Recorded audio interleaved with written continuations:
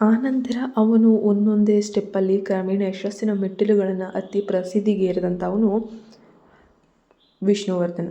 ಅವನು ಅಧಿಕಾರ ಹಾಗೂ ಪ್ರಭಾವವನ್ನು ಗಳಿಸಿದ ನಂತರ ಮಾಡಿದ ಮೊದಲ ಕೆಲಸ ಏನಂದರೆ, ಕೃಷ್ಣವೇಣಿಗೆ ತಿಳಿದಿರೋ ಥರ ಅವಳನ್ನು ರಕ್ಷಿಸಬೇಕು ಮತ್ತು ನೋಡ್ಕೊಳ್ಳೋಕ್ಕೆ ಒಬ್ಬ ನಂಬಿಕಸ್ಥ ವ್ಯಕ್ತಿಯನ್ನು PAಯನ್ನು ಕಳಿಸುವಂಥದ್ದು. ವಿಷ್ಣುವರ್ಧನ್ ಆಕೆ ಸಂಪೂರ್ಣವಾಗಿ ದೊಡ್ಡವಳಾಗುವ ದಿನಕ್ಕಾಗಿ ಬಹಳ ಕಾತರದಿಂದ ಕಾಯ್ತಾ ಇದ್ದನು. ಪ್ರೌಢಶಾಲೆಯ ಶಿಕ್ಷಣ ಮುಗಿದ ನಂತರ ಆಕೆ ನಗರಕ್ಕೆ ಬಂದು ತನ್ನ ತಂದೆ ರವಿಚಂದ್ರನ್ ಮತ್ತು ಚಿಕ್ಕಮ್ಮಳೊಂದಿಗೆ ವಾಸಿಸೋಕೆ ಅಂತ ಹೇಳಿ ಪ್ರಾರಂಭ ಮಾಡ್ತಾಳೆ. ಅಲ್ಲಿ ಆಕೆ ಸಂಪೂರ್ಣ ಸಂತೋಷದಿಂದಿರದಿದ್ದರೂ ಹಳೆಯ ಸಣ್ಣ ಪಟ್ಟಣದ ಕಹಿ ವಾತಾವರಣಕ್ಕಿಂತ ಹೆಚ್ಚು ನೆಮ್ಮದಿಯಾಗಿದ್ಲು ಅಂತಲೇ ಹೇಳ್ಬೋದು. ರವಿಚಂದ್ರನ್ ಅವಳ ಬಹಳ ಪ್ರೀತಿಯಿಂದ ನೋಡಿಕೊಂಡ್ರು. ಆದರೆ ಅಮ್ಮನ ಪ್ರೀತಿ ಸಿಗಲಿಲ್ಲ.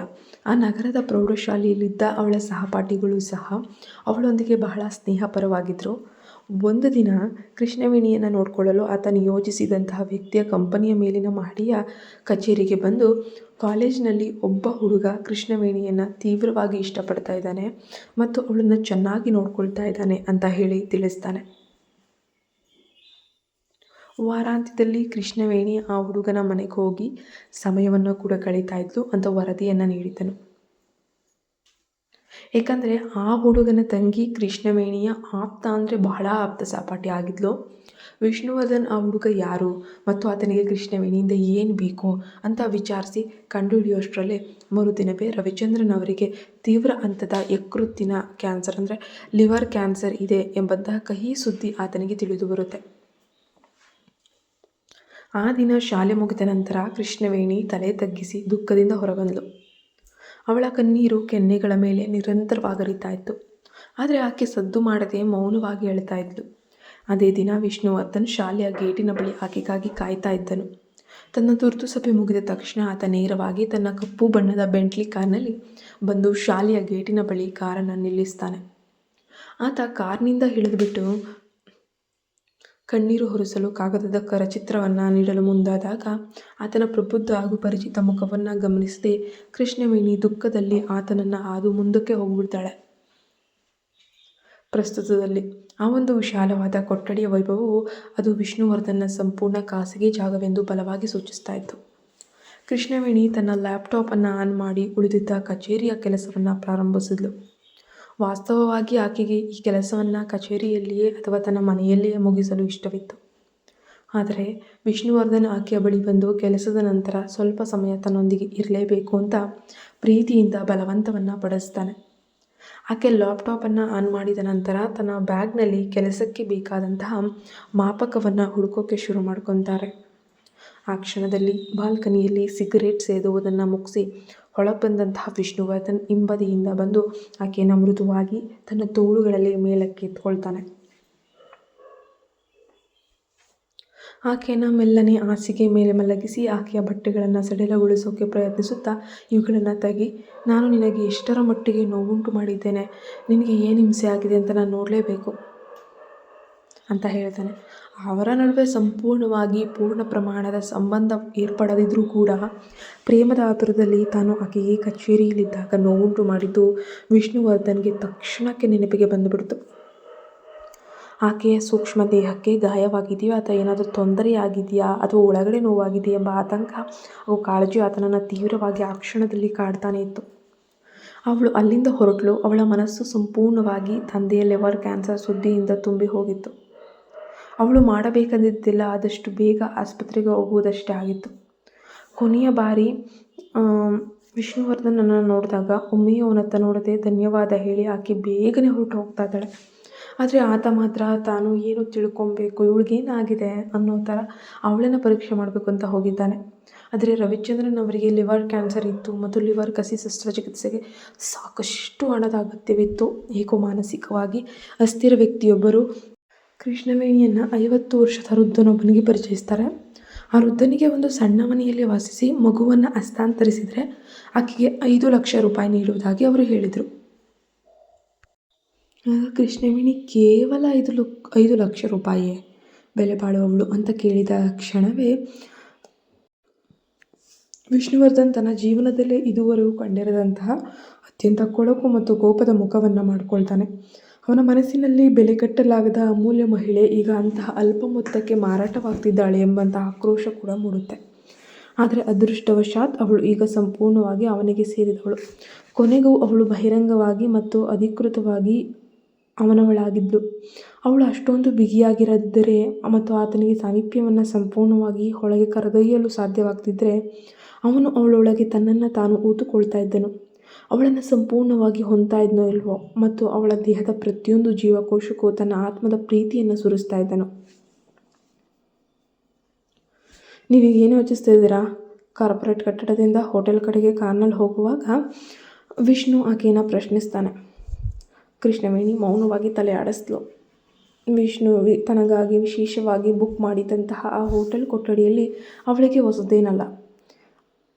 ಆಗಾಗ ಅವಳನ್ನು ಔಟಿಂಗ್ ಕರಕ್ಕೆ ಹೋಗುವಂಥದ್ದು, ಸ್ಪೆಷಲ್ ವೆಕೇಷನ್ಗೆ ಹೋಗುವಂಥದ್ದು ನಾರ್ಮಲ್.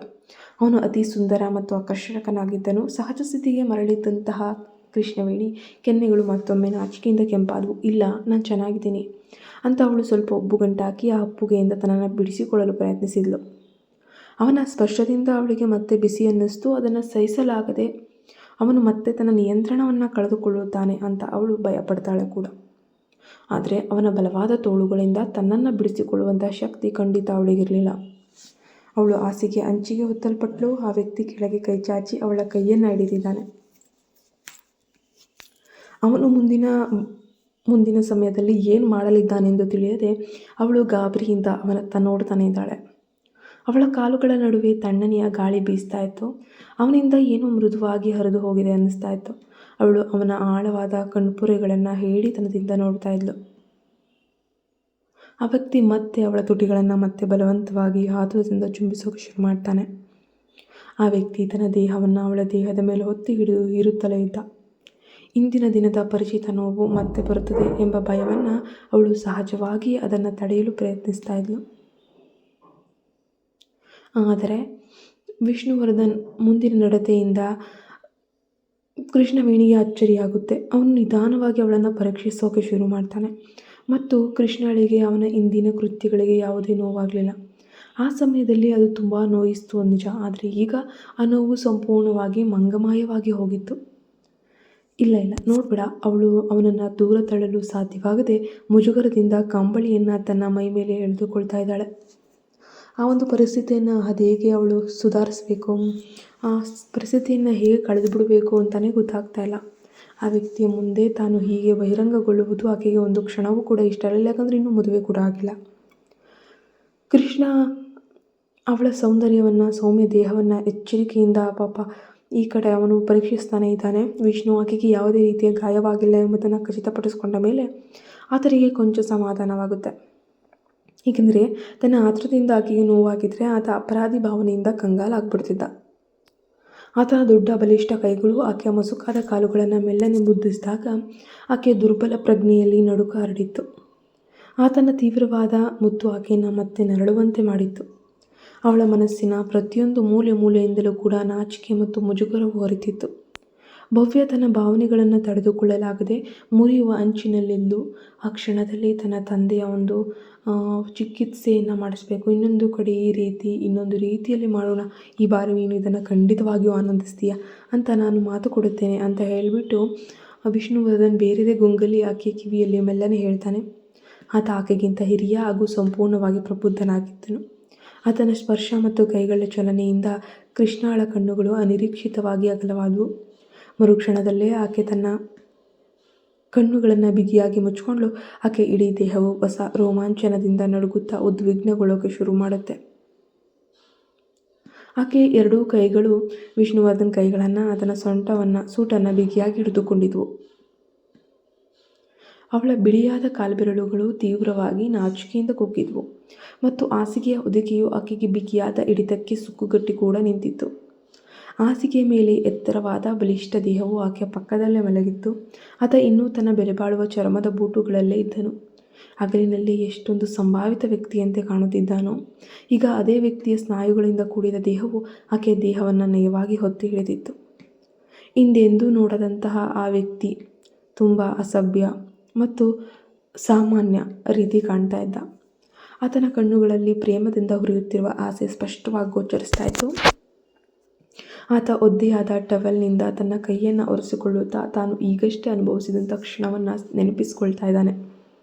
ಮಲಗುವ ಕೋಣೆಗೆ ಹಿಂತಿರುಗಿ ಬಂದಾಗ ಹಾಸಿಗೆ ಮೇಲೆ ತಲೆ ತಗ್ಗಿಸಿ ತನ್ನ ಬಟ್ಟೆಗಳನ್ನು ಮತ್ತೆ ಹಾಕಿಕೊಳ್ಳಲು ಪ್ರಯತ್ನಿಸುತ್ತಿದ್ದ ಭವ್ಯ ಅಂದರೆ ಕೃಷ್ಣಳನ್ನು ಹಿಂದಿನಿಂದ ಅಪ್ಕೊಳ್ತಾನೆ. ಆತ ಆಕೆಯ ಹೆಗಲ ಮೇಲೆ ಹೊರಗಿ ಆಕೆಯ ಬೆಚ್ಚಿನ ಆಳವಾದ ಮುತ್ತೊಂದನ್ನು ನೀಡ್ತಾನೆ. ಆ ಆಳವಾದ ಚುಂಬನದ ನಂತರ ಆತ ಆಕೆ ಸಿಹಿಯಾದ ಪುಟ್ಟು ಪುಟ್ಟು ಮಾತುಗಳನ್ನು ಕೇಳ್ತಾ ನಿಧಾನವಾಗಿ ದೂರ ಸರಿತಾನೆ. ಅವರಿಬ್ಬರ ಕಡೆಯಿಂದ ಪ್ರೇಮದ ದ್ರವದ ಎಡೆಯೊಂದು ಮೃದುವಾಗಿ ಚಾಚಿಕೊಳ್ಳುತ್ತೆ. ಕೃಷ್ಣಾಳಿಗೆ ತಾನು ಆತನ ಕಾರಿಗೆ ಹೇಗೆ ಬಂದು ಹತ್ತಿದನೆಂಬುದೇ ತಿಳಿಯದಂತಾಗಿತ್ತು. ಆ ರಾತ್ರಿ ಕೊಠಡಿಯಲ್ಲಿ ಉಳಿಯಬಾರದೆಂದು ಆಕೆ ದೃಢ ನಿಶ್ಚಯ ಮಾಡಿಕೊಂಡಿದ್ಲು. ವಿಶೇಷವಾಗಿ ತಮ್ಮಿಬ್ಬರ ನಡುವೆ ಪ್ರೇಮ ಸಂಭವಿಸಿದ ಆ ರಾತ್ರಿ ಅಲ್ಲೇ ಇರಲು ಆಕೆಗೆ ಸ್ಪಷ್ಟವೂ ಇಷ್ಟ ಇರಲಿಲ್ಲ. ಯಾಕಂದರೆ ನಿಶಾ ಬಹುಶಃ ಇದನ್ನೆಲ್ಲ ತಿಳಿದ್ರೆ ಮುಂದೆ ತೊಂದರೆ ಆಗ್ಬೋದು ಅಥವಾ ಅವಳು ತನಗೆ ಕೀಟಲೆ ಮಾಡ್ತಾಳೆ ಅನ್ನೋ ಭಯ ಆಕೆಯನ್ನು ಕಾಡ್ತಾ ಇತ್ತು. ಆದರೂ ಆಕೆ ಅವನ ಜೊತೆ ವಿಷ್ಣು ಜೊತೆ ಬಂದಿದ್ಲು. ಆತ ಅಷ್ಟೊಂದು ಆಕರ್ಷಕ ಮತ್ತು ಪ್ರಭಾವಶಾಲಿಯಾಗಿದ್ದರಿಂದಲೋ ಏನೋ ಗೊತ್ತಿಲ್ಲ, ಅದು ತನ್ನೊಳಗಿನ ಒಂಟಿತನ ಅಥವಾ ಪ್ರೀತಿಯ ಹಂಬಲವೇ ಆಕೆಯನ್ನು ಅವನತ್ತ ಎಳೆದಿದ್ದರಿಂದಲೋ ಏನೋ ಆಕೆಗೆ ಅರ್ಥವೂ ಆಗ್ತಾ ಇಲ್ಲ. ವಿಶಾಲವಾದ ರಸ್ತೆಯ ಪಕ್ಕದಲ್ಲಿ ಆ ಕಪ್ಪು ಬಣ್ಣದ ರೇಂಜ್ ರೋವರ್ ಕಾರು ಬಂದು ನಿಲ್ಲುತ್ತೆ. ವಿಷ್ಣು ಕಾರಿನಿಂದ ಇಳಿದು 24 ಗಂಟೆಗಳ ಕಾಲ ತೆರೆದಿರುವ ಸೂಪರ್ ಮಾರ್ಕೆಟ್ಗೆ ತೆರಳುತ್ತಾನೆ. ಆತ ನೇರವಾಗಿ ಮಹಿಳಾ ಭಾಗ್ಯ ಹೋಗಿ ಒಳಉಡುಪುಗಳ ಪೆಟ್ಟಿಗೆಯನ್ನು ಆರಿಸಿಕೊಳ್ತಾನೆ. ಮಧ್ಯರಾತ್ರಿಯಲ್ಲಿ ಒಳಗೆ ಬಂದ ಆ ಬಲಿಷ್ಠ ಎತ್ತರದ ವ್ಯಕ್ತಿಯನ್ನು ಕಂಡು ಕರ್ತವ್ಯದಲ್ಲಿರುವಂತಹ ಕ್ಯಾಷಿಯರ್ ಆಘಾತಕ್ಕೊಳಗಾಗ್ತಾರೆ. ಆತನ ರಾಜಸಿಕ ನೋಟಕ್ಕೆ ಮರುಳಾಗಿ ಗ್ರಾಹಕರನ್ನು ಸ್ವಾಗತಿಸುವುದನ್ನು ಮರೆತು ಅವನನ್ನೇ ನೋಡುತ್ತಾ ನಿಂತು ಬಿಡ್ತಾರೆ. ಆ ಸಣ್ಣ ಪಟ್ಟಣದ ಸೂಪರ್ ಮಾರ್ಕೆಟ್ನಲ್ಲಿ ಇಂತಹ ವೈಭವದ ವ್ಯಕ್ತಿ ಕಾಣಿಸಿಕೊಂಡದ್ದು ಅವರ ಅಚ್ಚರಿಗೆ ಕಾರಣವಾಗಿತ್ತು. ಈ ಕಡೆ ಕೃಷ್ಣವೇಣಿ ತನ್ನೆಲ್ಲ ಆಲೋಚನೆಗಳನ್ನು ಮರೆತು ವಿಷ್ಣುವರ್ಧನ ಪ್ರೀತಿಯ ಆಸರೆಯಲ್ಲೇ ಮುಳುಗೋಗಿದ್ದಾಳೆ. ಆತನ ಸಾಮೀಪ್ಯ ಹಾಗೂ ಕಾಳಜಿ ಆಕೆಯನ್ನು ಹೊಸದೊಂದು ಭಾವನಾತ್ಮಕವಾದ ಲೋಕವನ್ನೇ ಸೃಷ್ಟಿ ಮಾಡೋಕ್ಕೆ ಶುರು ಮಾಡಿತ್ತು. ಅವಳು ತನ್ನದೇ ಪ್ರಪಂಚದಲ್ಲಿ ಪುಟ್ಟು ಲೋಕದಲ್ಲಿ ಎಲ್ಲವನ್ನ ಮರೆತು ಅವಳದೇ ಒಂದು ಖುಷಿಯನ್ನು ಕಟ್ಕೊಂಡಿದ್ದಾಳೆ. ಇನ್ನು ಸಾಕು ಅಂತ ಆಕೆ ನಡುಗುವ ಧ್ವನಿಯಲ್ಲಿ ಮೆಲ್ಲನೆ ವಿನಂತಿಸಿಕೊಂಡಿದ್ಲು ಕೂಡ. ಆತನ ಪ್ರೀತಿಯ ಆವೇಗಕ್ಕೆ ತನ್ನ ಮನಸ್ಸು ಸಂಪೂರ್ಣವಾಗಿ ಮಣಿಯುತ್ತಿದ್ದ ರೀತಿ ಆಕೆಗೆ ತೀವ್ರ ನಾಚಿಕೆಯನ್ನು ಉಂಟು ಮಾಡಿತ್ತು. ಆತನ ಸಾಮೀಪ್ಯದ ತೀವ್ರತೆಗೆ ಆಕೆ ಇಡೀ ದೇಹ ಹಾಗೂ ಮನಸ್ಸು ಭಾವಪರವಶವಾಗಿತ್ತು. ವಿಷ್ಣುವರ್ಧನ್ನ ಧ್ವನಿ ಆಳವಾಗಿ ಗಂಭೀರವಾಗಿ ಕೇಳಿಸ್ತಿತ್ತು. ಆತನ ಅಪ್ಪುಗೆ ಮತ್ತು ಪ್ರೀತಿಯಿಂದ ಕೃಷ್ಣವೇಣಿ ತನ್ನನ್ನು ತಾನು ಕಳೆದುಕೊಂಡು ಪ್ರಜ್ಞೆ ತಪ್ಪುವಂತಾಗಿತ್ತು ಕೂಡ. ದೀರ್ಘವಾದ ಹಾಗೂ ಪ್ರೀತಿಯಿಂದ ಕೂಡಿದಂತಹ ಆ ಒಂದು ಚುಂಬನದ ನಂತರ ಆತ ಆಕೆಯನ್ನು ಹಾಸಿಗೆ ಮೇಲೆ ಮೆಲ್ಲನೆ ಮಲಗಿಸಿದ್ದ.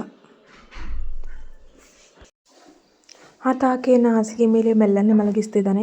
ನಂತರ ಸ್ನಾನಗೃಹಕ್ಕೆ ತೆರಳಿ ನಲ್ಲಿಯನ್ನು ಆನ್ ಮಾಡಿ ಅತ್ಯಂತ ಶಾಂತವಾಗಿ ತನ್ನ ಕೈಗಳನ್ನು ಕೂಡ ತೊಳೆದುಕೊಡುತ್ತಾನೆ. ಇನ್ನೊಂದೆಡೆ ಸೂಪರ್ ಮಾರ್ಕೆಟ್ನಲ್ಲಿ ಕರ್ತವ್ಯದಲ್ಲಿರುವಂತಹ ಆ ಕಡೆ ಕ್ಯಾಷಿಯರ್ ಆ ಎತ್ತರದ ಹಾಗೂ ಸುಂದರ ಮುಖದ ವ್ಯಕ್ತಿಯ ರಾಜಸಿಕ ಭಂಗಿಯನ್ನು ನೋಡಿ ಬೆರಗಾಗಿ ನಿಂತಿದ್ಲು. ಪ್ರಸ್ತುತ ಯಾವುದೇ ಸೆಲೆಬ್ರಿಟಿ ಕೂಡ ಆತನ ಸೌಂದರ್ಯಕ್ಕೆ ಸರಿಸಾಟಿಯಾಗೋಕ್ಕೆ ಬಹುಶಃ ಸಾಧ್ಯವೇ ಇಲ್ಲ ಅಂತ ಕಾಣುತ್ತೆ.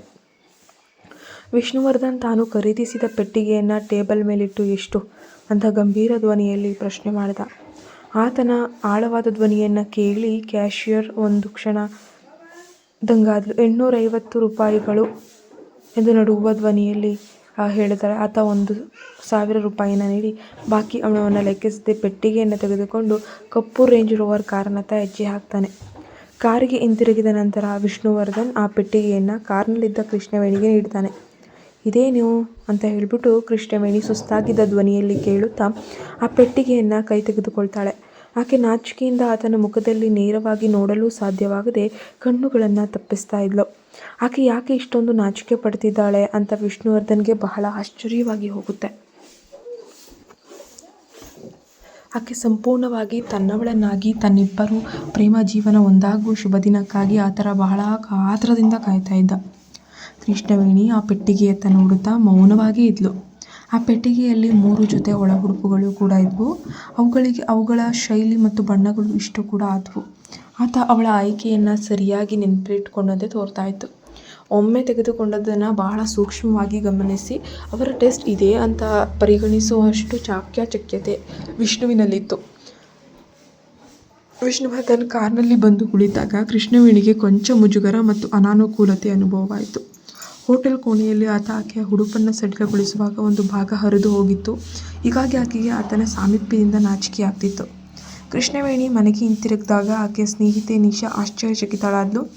ನಾನು ನಿನ್ನೆ ರಾತ್ರಿ ನೀನು ಓವರ್ ಟೈಮ್ ಕೆಲಸದಲ್ಲೇ ಉಳಿದು ಬಿಟ್ಟಿಯಾ ಅಥವಾ ನಿನ್ನ ಬಾಸ್ ನಿನ್ನನ್ನು ಎಲ್ಲಾದರೂ ಕರೆದುಕೊಂಡು ಹೋದ್ನೋ ಏನೋ ಅಂತ ಭಾವಿಸ್ದೆ ಅಂತ ಹೇಳುತ್ತಾ ನಿಶಾ ಕೃಷ್ಣವೇಣಿಯ ಬ್ಯಾಗ್ ಮತ್ತು ಲ್ಯಾಪ್ಟಾಪನ್ನು ಎತ್ತಿದ್ಲು. ನಾನು ಮೊದಲು ಸ್ನಾನ ಮಾಡಿ ಬರ್ತೇನೆ ಅಂತ ಹೇಳಿಬಿಟ್ಟು ಕೃಷ್ಣವೇಣಿ ಆತುರದಿಂದ ಸ್ನಾನಗೃಹಕ್ಕೆ ಅಂತ ಹೇಳಿ ತೆರಳುತ್ತಾಳೆ. ನಿಶಾ ತನ್ನ ಪಾಡಿಗೆ ತಾನು ಹಾಡನ್ನು ಗುನುಗುತ್ತಾ ಟಿವಿಯನ್ನು ವೀಕ್ಷಣೆ ಮಾಡ್ತಾ ಇದ್ಲು. ಸ್ನಾನ ಮುಗಿಸಿ ಬಂದ ಕೃಷ್ಣವೇಣಿ ತೀವ್ರವಾಗಿ ದಣಿದಿದ್ಲು. ಕಳೆದ ರಾತ್ರಿಯ ಪ್ರಸಂಗಗಳು ಮತ್ತು ಆತನ ಸಾಮೀಪ್ಯದ ನೆನಪುಗಳು ಆಕೆಯ ಮನಸ್ಸಿನಲ್ಲಿ ನಾಚಿಕೆ ಹಾಗೂ ಮುಜುಗರವನ್ನು ಆ ಒಂದು ಕ್ಷಣವನ್ನು ನೆನಪಿಸ್ಕೊಂಡ್ರೆ ಸಾಕು ಒಂದು ರೀತಿಯ ಏನೋ ಮೈನುಡುಕವನ್ನು ಉಂಟು ಮಾಡ್ತಾ ಇತ್ತು. ಹಾಸಿಗೆಯಲ್ಲಿ ಮಲಗಿದ್ದ 5 ನಿಮಿಷಗಳಲ್ಲಿ ಆಕೆ ತಕ್ಷಣ ಗಾಢ ನಿದ್ರೆಗೆ ಜಾರ್ತಾಳೆ. ಅಲಾರಾಂ ಬಾರಿಸಿದಾಗ ಆಕೆಗೆ ಎಚ್ಚರವಾಯಿತು. ಗಡಿಯಾರ ನೋಡಿದಾಗ ಆಗಲೇ ಬೆಳಗಿನ ಜಾವ 3 ಗಂಟೆಯಾಗಿ ಹೋಗಿದೆ. ನಿನ್ನೆ ರಾತ್ರಿ ತಾನು ಸಂಪೂರ್ಣಗೊಳಿಸಬೇಕಾಗಿದ್ದಂತಹ ಕೆಲಸದ ಚಿತ್ರ ಬಾಕಿ ಇತ್ತು. ಬೆಳಗ್ಗೆ ಕಚೇರಿಗೆ ಸಲ್ಲಿಸಬೇಕಾದ್ದರಿಂದ ಆಕೆ ತಕ್ಷಣವೇ ಎದ್ದು ಲ್ಯಾಪ್ಟಾಪನ್ನು ಕೂಡ ಆನ್ ಮಾಡಿಕೊಳ್ತಾಳೆ. ಆಗ ಕೆಳಗಿನ ಮೂಲೆಯಲ್ಲಿ ಹೊಸ ಇಮೇಲ್ ಅಧಿಸೂಚನೆ ನೋಟಿಫಿಕೇಶನ್ ಕೂಡ ಕಾಣಿಸ್ಕೊಳ್ಳೋಕೆ ಶುರುವಾಯಿತು. ಕೃಷ್ಣವೇಣಿ ಆ ಅಪರಿಚಿತ ವಿಳಾಸದಿಂದ ಬಂದಂತಹ ಇಮೇಲನ್ನು ತೆರೆದು ನೋಡಿದಾಗ ಸಂಪೂರ್ಣವಾಗಿ ಆಶ್ಚರ್ಯಚಕಿತಳಾಗಿ ಹೋಗ್ತಾಳೆ. ವಿಷ್ಣುವರ್ಧನ್ ಆಕೆಯ ಪರವಾಗಿ ಬಾಕಿ ಇದ್ದಂತಹ ಇಡೀ ಕೆಲಸವನ್ನು ತಾನೇ ಪೂರ್ಣಗೊಳಿಸಿ ಕಳಿಸಿಕೊಟ್ಟಿರ್ತಾನೆ. ಅಬ್ಬಬ್ಬಾ, ಇದೆಲ್ಲವೂ ಕೂಡ ಕೇಳೋಕೆ ನೋಡೋಕೆ ಬಹಳ ಆಶ್ಚರ್ಯವಾಗಿದೆ. ದೇವರು ಕೇಳಿದೇನೆ ವರ ಕೊಟ್ಟ ಹಾಗಿತ್ತು. ನಿನ್ನೆ ರಾತ್ರಿ ಆಕೆ ನಿದ್ರಿಸಿದ ನಂತರ ಆತ ಆಕೆಯ ಕೆಲಸವನ್ನು ಮುಗಿಸಿಕೊಟ್ಟಿದ್ದನು. ಕೃಷ್ಣವೇಣಿ ಪ್ರತ್ಯುತ್ತರ ಬರೆಯಲು ಹೊರಟು ಮುಜುಗರದಿಂದ ಹಿಂಜರಿದ್ಲು. ಕೊನೆಗೆ ಕೇವಲ ಧನ್ಯವಾದಗಳು ಅಂತ ಹೇಳಿ 2 ಮಾತುಗಳನ್ನು ಕಳಿಸಿಕೊಡ್ತಾಳೆ. ಈಗ ಕೆಲಸ ಮುಗಿದಿದ್ದರಿಂದ ಆಕೆ ಇನ್ನೂ 2 ಗಂಟೆಗಳ ಕಾಲ ನೆಮ್ಮದಿಯಾಗಿ ಅವಳ ಪಾಡಿಗೆ ಅವಳು ನಿದ್ರಿಸಬಹುದಾಗಿತ್ತು. ಬೆಳಗ್ಗೆ 5 ಗಂಟೆಗೆ ಅಲಾರಾಂ ಇಟ್ಕೊಂಡು ಎದ್ದ ಆಕೆ ಕಚೇರಿಗೆ ಹೋಗುವಂತಹ ಮೊದಲು ಆಸ್ಪತ್ರೆಯಲ್ಲಿರುವಂಥ ತನ್ನ ತಂದೆ ರವಿಚಂದ್ರನ್ ಅವರನ್ನು ನೋಡಲು ಕೂಡ ಯೋಚನೆಯನ್ನು ಮಾಡ್ತಾಳೆ. ನಿಶಾ ಅದಾಗಲೇ ಹೊರಟು ಹೋಗಿದ್ದು ಮುಂಜಾನೆಯ ಸಮಯವಾದ್ದರಿಂದ ಬೀದಿಯಲ್ಲಿ ಹೆಚ್ಚು ಜನರ ಸುಳಿವು ಕೂಡ ಇರಲಿಲ್ಲ. ಕೇವಲ 24 hours ಅಂದರೆ 24 ಗಂಟೆಗಳ ಸೂಪರ್ ಮಾರ್ಕೆಟ್ ಹಾಗೂ ಔಷಧಿ ಅಂಗಡಿಗಳು ಮಾತ್ರ ತೆರೆದಿರುತ್ತವೆ. ಕೃಷ್ಣವೇಣಿ ಮೆಟ್ರೋ ನಿಲ್ದಾಣದಿಂದ ಕಡೆಗೆ ನಡೆದು ಹೋಗ್ತಿದ್ದಾಗ ಎದುರಿಗಿದ್ದ ಔಷಧಾಲಯವನ್ನು ಕಾಣ್ತಾಳೆ. ಆಕೆ ನಾಚಿಕೆಯಿಂದಲೇ ಒಳಗಿಳಿದು ತುರ್ತು ಗರ್ಭನಿರೋಧಕ ಮಾತ್ರೆ ಹಾಗೂ ಇಂದಿನ ರಾತ್ರಿಯ ಸಂಭವದಿಂದ ತನಗಾಗಿರುವಂತಹ ಸಣ್ಣ ಪುಟ್ಟ ಕಿರಿಕಿರಿಯನ್ನು ಅಂತ ಹೇಳಿ ಶಮನಗೊಳಿಸುವಂತಹ ಮುಲಾಮುಗಳನ್ನು ಖರೀದಿಸಿ ತನ್ನ ಬ್ಯಾಗ್ನಲ್ಲಿ ಇಟ್ಕೊಂಡ್ಳು. ತಂದೆಯನ್ನು ನೋಡುವ ಆತುರದಲ್ಲಿದ್ದ ಆಕೆ ತಕ್ಷಣವೇ ಆಸ್ಪತ್ರೆಯತ್ತ ಹೆಜ್ಜೆ ಹಾಕೋಕ್ಕೆ ಶುರು ಮಾಡ್ಕೊಳ್ತಾಳೆ. ನೋಡೋಣ ಮುಂದಿನ ಭಾಗದಲ್ಲಿ ಏನಾಗುತ್ತೆ ಅಂತ. ನೀವೇ ನಮ್ಮ ಚಾನಲ್ಗೆ ಸಬ್ಸ್ಕ್ರೈಬ್ ಆಗಿಲ್ಲ ಅಂದರೆ ಕೂಡಲೇ ಸಬ್ಸ್ಕ್ರೈಬ್ ಆಗಿ ಪಕ್ಕದಲ್ಲೇ ಕಾಣೋ ಬೆಲ್ ಐಕಾನ್ ಪ್ರೆಸ್ ಮಾಡಿ ನೋಟಿಫಿಕೇಷನನ್ನು ಆನ್ ಮಾಡ್ಕೊಳ್ಳಿ. Thank you so much. ಮುಂದಿನ ಭಾಗದಲ್ಲಿ ಆದಷ್ಟು ಬೇಗ ಭೇಟಿಯಾಗುವ.